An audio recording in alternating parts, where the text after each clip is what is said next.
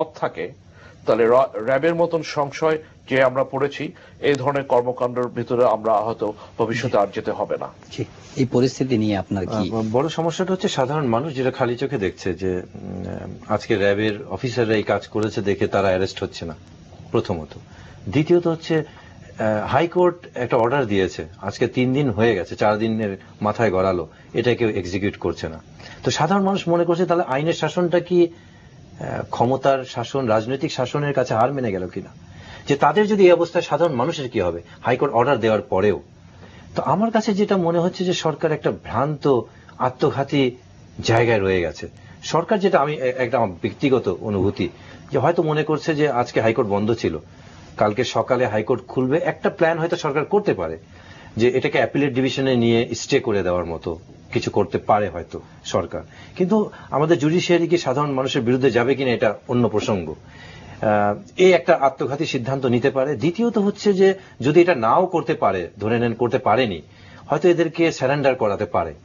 দুটা অপশন সরকারের রয়ে গেছে। তৃতীয়ত হচ্ছে যে সরকারের সাথে যাদেরকে আপনি হালাল করতে চাচ্ছেন তাদের মধ্যে কোনো ইন্টারনাল কনফ্লিক্ট তৈরি হয়েছে কিনা, যে আপনি সব দোষ র্যাবের ঘাড়ে দিবেন, সব দোষ এদের ঘাড়ে দিয়ে, আর্মিদের ঘাড়ে দিয়ে আপনি বের হয়ে আসবেন, আপনি বেনিফিশিয়ারি, আপনি তাদেরকে দিয়ে খারাপ কাজ করিয়েছেন। এখন যদি তারা মুখ খুলে তো যারা যারা এটা পেছনে ছিল পর্দার আড়ালে সবার নাম তো বেরিয়ে আসবে। সরকার এটা আদৌ এভাবে করতে যাইবে কি না। আর পুলিশ প্রশাসন যেহেতু এটা কন্টেম্পট হয়ে যাওয়ার খুব বড় সম্ভাবনা রয়ে গেছে, কালকে সকালে যদি না হয় হাইকোর্ট হয়তো কন্টেম্পট রুল ইস্যু করবে। যে পুলিশ তো জনগণের সেবক, কর্মচারী প্রজাতন্ত্রের, সে সুপ্রিম কোর্টের অর্ডার যদি না শোনে, এবং পুলিশ আজকে তার তো কোনো বাধা নেই, কারণ যে 3 জনকে আর্মি থেকে বরখাস্ত করা হয়েছে, অবসরে দেওয়া হয়েছে, এবং র্যাব থেকে বরখাস্ত করা হয়েছে, তারা সাধারণ মানুষ, এখন তাদেরকে তারা অ্যারেস্ট করতে পারে। আপনি তারা যদি ক্যান্টনমেন্টে থাকে, মিলিটারি পুলিশ সেখানে আছে, আপনি মিলিটারি পুলিশের সহায়তা নিয়ে তাদেরকে অ্যারেস্ট করতে পারে।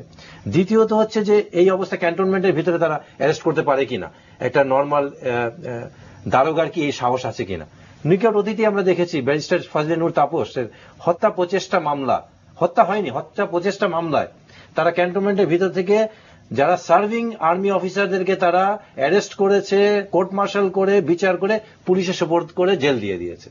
এটা যদি সম্ভব হয়, এখানে তো হত্যা করেছে, প্রাইমা ফেসি এটা প্রুফড, সেখানে তারা কেন করছে না। আজকে সময় নেই, ধন্যবাদ সবাই দুজনকেই স্টুডিওতে আসার জন্য। প্রিয় দর্শক, আজকের অনুষ্ঠান এখানে শেষ করছি। সবাই